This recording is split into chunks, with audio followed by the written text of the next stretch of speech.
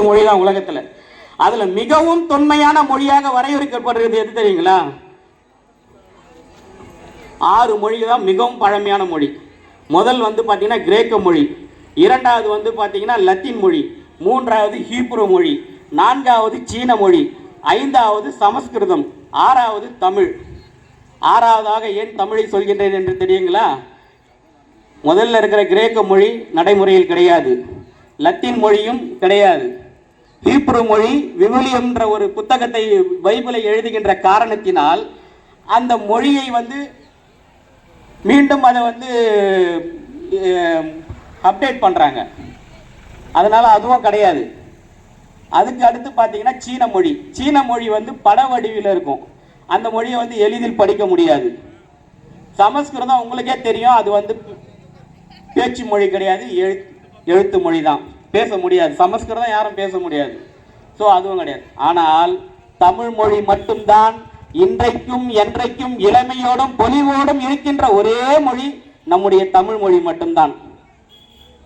அப்படி மிக தொன்மையான மொழியில எத்தனையோ மொழிகள் இருந்த காலத்திலும் இன்று அந்த மொழிகள் எல்லாம் அழிந்து போனாலும் தமிழ் மொழி மட்டும் இன்றும் இளமையோடு என்றும். நீங்க எந்த ஒரு கண்டுபிடிப்பா இருக்கட்டும், தமிழன் எதுவுமே கண்டுபிடிக்கலனா கூட சரி, ஆனா கண்டுபிடிப்பு எதுவாக இருந்தாலும் அந்த மொழிக்கு அந்த பொருளுக்கு ஒரு அர்த்தத்தை கண்டுபிடிப்பார் தமிழ். நீங்க ஒன்றும் இல்லை, ஒரு டெலிவிஷன் எடுத்துக்கிட்டீங்கன்னு வச்சுங்க, அதுக்கு தொலைக்காட்சின்னு ஒன்ற ஒரு பேரை வச்சிருப்பாங்க.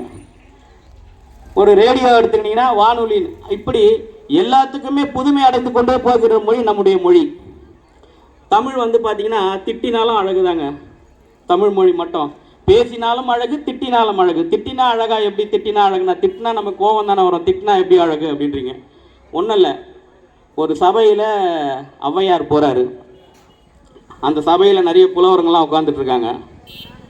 எப்பவுமே சபையில் புலவருங்க உட்காந்துக்கும் போது மன்னர் எதிர்க்கத்தான் ஒரு நல்ல பேர் வாங்கணும், நம்ம வந்து ஒரு பெரிய ஆள் அப்படின்றத காட்டணும் அப்படின்ற ஒரு காரணத்துக்காக என்ன பண்ணுவாங்கன்னா அவங்களோட புலமை திறமையை எடுத்து காட்டுவாங்க. அப்போ ஔவையார் உள்ளே வரும்போது ஒரு புலவர் எழுந்து என்ன பண்ணுறாரு, அவங்கள ஒரு கேள்வி கேட்கிறாரு. என்னன்னு கேட்டிங்கன்னா, ஒற்றைக்கால் பந்தலடி அப்படின்றாரு. ஒற்றைக்கால் பந்தல்னா ஒற்றை காலில் பந்தல் இருக்காது. எப்பவுமே பந்தலுக்கு வந்து 4 கால் இருந்தால் தான் பந்தல் ஸ்ட்ராங்காக நிற்கும். ஒற்றைக்கால் பந்தல் அடின்றாரு. ஒற்றைக்கால் பந்தல் அடின்னு சொல்லிட்டு ஔவையாரை பார்த்து டீன்னு சொல்லிட்டு மரியாதை குறைவாக பேசிடுறாரு. அதுக்கு அவங்க பதில் கொடுக்கணுமே அப்படின்றதுக்காக ஔவையார் என்ன பண்ணுறாங்க, அவங்க வந்து புலமை திறமையாலேயே அவருக்கு பதில் சொல்கிறாங்க. என்ன சொல்கிறாங்கன்னா, அடே 8 லட்சணமே யமனேறும் பரியே முட்டமே கூரையில்லா வீடே குலராமன் தூதுவனே மட்டில் பெரியம்மை வாகனமே யாரை அடாய் சொன்னாய் அது. அவங்க ஒரு டி தான் சொன்னாங்க, அவர் வந்து தொடர்ச்சியாக டா டா டான்னு போட்டாங்க. இது என்ன, நான் பார்த்தா ஏதோ புகழ்ச்சியாக பேசுகிற மாதிரி தான் தெரியும். ஆனால் 8 லட்சணமே அப்படின்னா 8 என்பதற்கு தமிழிலே வந்து ஆ என்கின்ற ஒரு எழுத்துருக்கோம், ஆண் வடிவம் கொடுப்பாங்க. காலுக்கு வந்து வா அப்படின்னு பார்த்தீங்கன்னா 8 அவலட்சணமே. யமனேறும் பரியே, யமனேறும் பரி எதுன்னு கேட்டிங்கன்னா எரும மாடு தான் யமனேறும் பரி, எரும மாடுன்னு சொல்லிட்டாங்க. முட்டமே கூரை இல்லா வீடு, கூரை இல்லாத வீட்டில் வசிக்கவே முடியாது, வாழ முடியாது. வெயில் வந்தாலும் மழை வந்தாலும் நீங்கள் வந்து அங்கே இருக்க முடியாது. கூரை இல்லா வீடு அப்படின்னு ஒரு குட்டி செவரு அப்படின்னு அதையும் சொல்லிட்டாங்க.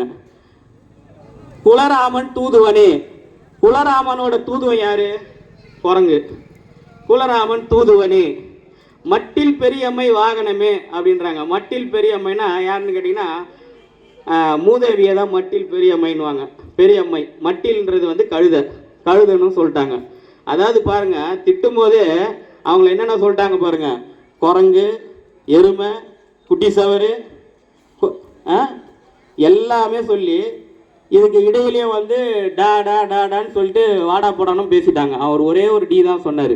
அதுக்கு கடைசியாக வந்து என்ன சொல்கிறாங்கன்னா, ஆரையடாய் சொன்னாய் அதுன்னு சொல்லிட்டு பதிலும் சொல்லிட்டாங்க. ஆரைன்றது ஆரைக்கீரை, அது ஒத்த காலில் தான் நிற்கும். நீங்கள் பார்த்துருப்பீங்க, ஆரைக்கீரை 4 இலை இருக்கும், அப்படி ஒரு காலில் தான் நிற்கும். அதுக்கான பதிலையும் சொல்லிட்டாங்க. இதுதான் தமிழ். திட்டினாலும் அழகு, பேசினாலும் அழகு. எங்களுடைய மொழியின் மீது உன்னுடைய மொழியை எடுத்துன்னு வந்து திணிச்சு நீ ஹிந்தி பேசு, மும்மொழி கொள்கையை கொண்டு வா, ஹிந்தி பேசினாலும் பரவாயில்ல, நீ வேற மொழி எடுத்துக்கோ. வேற மொழி எடுத்துக்கின்ற பிள்ளைங்களுக்கு வந்து விருப்பம் இருந்தால் அவங்க விருப்ப பணம் எது வேணா எடுத்துக்கிட்டோம். அதுக்கு எங்கள் தலைவர் தடையெல்லாம் சொல்லியே. நீ கட்டாய பாடமாக ஆக்கு என்பதுதான் எங்களுடைய பிரச்சனையை. கட்டாய பாடமாக நாங்கள் ஏன் படிக்க வேண்டும்? பீகார்ல இருக்கிறவனை படிக்க சொல்லி எங்க தமிழ் எடுத்து படிப்பான். அவன் தமிழ் படிச்சு முடித்துக்குள்ள அவன் ஆயுசு முடிஞ்சிடும். அவ்வளவு இருக்கு எங்களோட மொழியில. நாங்க உங்கள் மீது எங்கள் மொழியை திணிக்கவில்லை. ஆனா சீனால இருக்கிறவன்லாம் நம்ம மொழியை வந்து ஆராய்ச்சி பண்ணுகிறான். நீ வந்து சமஸ்கிருதத்தை வந்து இங்கே மேல போறது, கொண்டு வந்து எங்க மேல போடுறது, இதெல்லாம் வந்து ஒரு நாகரிகமற்ற ஒரு செயல். ஏன்னு கேட்டிங்கன்னா, ஒரு பிரதமர் வந்து ஒரு மாநிலத்தின் மீது வந்து இவ்வளவு வன்மத்தையும் இவ்வளவு கடுமையையும் காட்டக்கூடாது. இதில் பார்த்தீங்கன்னா, இதில் வேற நம்ம பெரியாரோட இதை வந்து கேவலப்படுத்தி இழிவுபடுத்தி பேசுறதுக்கெல்லாம் ஒரு டீம் இப்போ உருவாகிருக்குது. இந்த டீமெல்லாம் வந்து பார்த்தீங்கன்னு வச்சுங்களேன், பெரியாரை எந்த அளவுக்கு வந்து இழிவுபடு. பெரியார் என்பவர் யார்? ஒரு சமூக சீர்திருத்தவாதி, ஒரு பெண்ணடிமையை ஒழித்தவர். அப்பேற்பட்ட பெரியாரை இன்று வந்து இழிவுபடுத்தி பேசுறதுக்குன்னு ஒரு டீமை ஃபார்ம் பண்ணி வச்சிருக்கு பிஜேபி. ஏன்னு கேட்டா வந்து பெரியாரை எதிர்த்தாதான் இந்த மண்ணில் கால் ஊன்ற முடியும். ஆனா இவன் கனவுலையும் நினைச்சாலும் பெரியாரோட இந்த மண்ணில் வந்து இந்த காலத்துல இல்லை, இன்னும் ஒரு 200 ஆண்டு காலம் ஆனாலும் இந்த மண்ணில் வந்து ஒரு வார்டு கவுன்சிலரா கூட ஆக முடியாது உங்களால. சரிங்களா? அப்படி இருக்கும்போது நாம ஒன்றும் ஆன்மீகத்துக்கெல்லாம் எதிரி கிடையாது. நம்ம எந்த காலத்தில் ஆன்மீகத்துக்கு சாமி கும்பிட்றவங்களை சாமி கும்பிடாதெல்லாம் சொல்லிய பெரியாரு. நான் சொல்வதை நீ ஏற்றுக்கொள்வதும் கொள்ளாததும் உனக்கு, நான் சொன்ன கருத்து உனக்கு பிடித்திருந்து நீ உன்னுடைய பகுத்தறிவுக்கு கொண்டு போ. அது கொண்டு போய் உனக்கு அது சரின்னு பட்டா நீ ஏற்றுக்கோ. இல்லையா அந்த கருத்தை விட்டு நீ அடுத்த வேலையை பாரு. நான் சொன்னன்றதுக்காக நீ செய்யாத. அதாவது ஆன்மீகத்துக்கும் பகுத்தறிவுக்கும் பெரிய வேறுபாடு ஒன்றும் கிடையாது. ஆன்மீகம்ன்றது ஆன்மாவை மேம்படுத்துகிற ஒரு விஷயம்னு வச்சுங்க. ஆனால் பகுத்தறிவு என்பது மூட நம்பிக்கைக்கு எதிரானது. இதுதான் பெரியார் சொல்றது. மூட நம்பிக்கையானுக்கு எதிராக எதுவும் பண்ணாத, அவ்வளோதான். இது வந்து அறிவியலுக்கு அப்பாற்பட்ட விஷயத்த ஒன்று வந்து இதுதான் சரின்னு சொல்லுவான், அதை தான் செய்யாதுன்றாரு பெரியார். இவ்வளோதான் சொல்றாரு. ஆன்மீகம் வந்து என்னன்னு சொல்றாங்க? ஆண்டவனை நினைத்து விட்டு மக்களுக்கு உதவி செய்கிறோம். பெரியார் அதை சொல்ல, நீ மனுஷனே நினைச்சு மனுஷனுக்கே உதவி செஞ்சுட்டு போய, இதுனா நீ ஆண்டவனை நினைச்சுன்னு நீ இதுக்கு ஒரு நடுவில் ஒரு கேட்டு அப்படின்ட்டு தான் சொல்றத தவிர மற்றபடி ஆன்மீகத்துக்கும் நமக்கு என்ன இது இருக்கு? நம்புங்கள் நடக்கும்னா ஆன்மீகம், நடக்கட்டும் நம்புறோம் அப்படின்றது பெரியாரோட கொள்கை, அவ்வளவுதான். வேற ஒன்றும் பெரிய வேறுபாடெல்லாம் கிடையாது. சரிங்களா?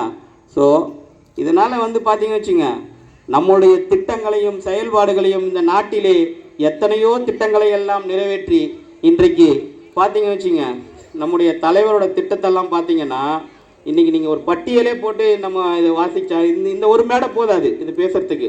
இதுக்கெல்லாம் வந்து பார்த்தீங்கன்னு வச்சுங்க, இன்னும் ஒரு எப்படி பார்த்தாலும் 1 வருஷத்துக்கு பொதுக்கூட்டம் போட்டால் தான் அதெல்லாம் முடிக்க முடியும்.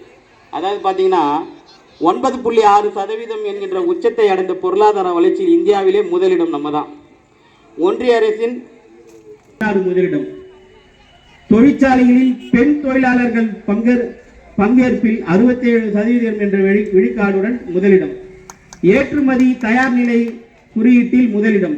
தோல் பொருட்கள் மற்றும் ஜவுளி பொருட்கள் ஏற்றுமதியில் முதன்மை மாநிலம். எண்ணெய் வித்துக்கள், நிலக்கடலை, கரும்பு உற்பத்தியில் திறனில் முதலிடம். தரவரிசை பட்டியலில் 2018 கடைசி இடத்தில் இருந்த நிலையை மாற்றி 2022 ஆண்டு தரவரிசையில் முதலிடம். உயர்கல்வி மாணவர் சேர்க்கையில் 47 விழுக்காடுடன் இந்தியாவிலே முதலிடம். இந்திய நிதி அறிக்கையின்படி காவல்துறையில் பெண் அதிகாரிகளின் எண்ணிக்கையில் தமிழ்நாடு முதலிடம். அரசு மருத்துவர்களின் எண்ணிக்கையில், அரசு மருத்துவமனையில் உள்ள படுக்கைகளின் எண்ணிக்கையில், MBBS எண்ணிக்கைகளின் முதலிடம். இந்த நம்ம வந்து பெரிய படிப்பெல்லாம் படித்து மேலே போயிட போகிறோன்றதுனால தான் இந்த நீட்டுன்ற ஒரு கேட்டை போட்டு வச்சுருக்காங்க. இந்த நீட் தேர்வு வந்து நீங்கள் எந்த அளவுக்கு வந்து பார்த்தீங்கன்னா, இப்போ கூட நீங்கள் தொலைக்காட்சியிலெல்லாம் பார்த்துருப்பீங்க. ஒரு நீட் தேர்வு எழுத போன பொம்பளை பிள்ளைங்களோட தலைமுடியை கழிச்சு போட்டு அது உள்ள பிட்டு வச்சுருக்காங்களா? மூக்குத்தியில் யாராவது பிட்டு வைக்க முடியுமாங்க? மூக்குத்தியை கழட்டு, கம்பளை கழட்டு, காலில் இருக்கிற கொலுசை கழட்டு, வாட்சை கழட்டு. இவனுக்கு வந்து என்னன்னு கேட்டீங்கன்னா, நமக்கு எந்த அளவுக்கு நெருக்கடியை கொடுத்து நம்முடைய பிள்ளைகளை எந்த அளவுக்கு அவங்களை வந்து குறைக்க முடியுமோ அந்த அளவுக்கு அவருடைய தரத்தை குறைத்து அவருடைய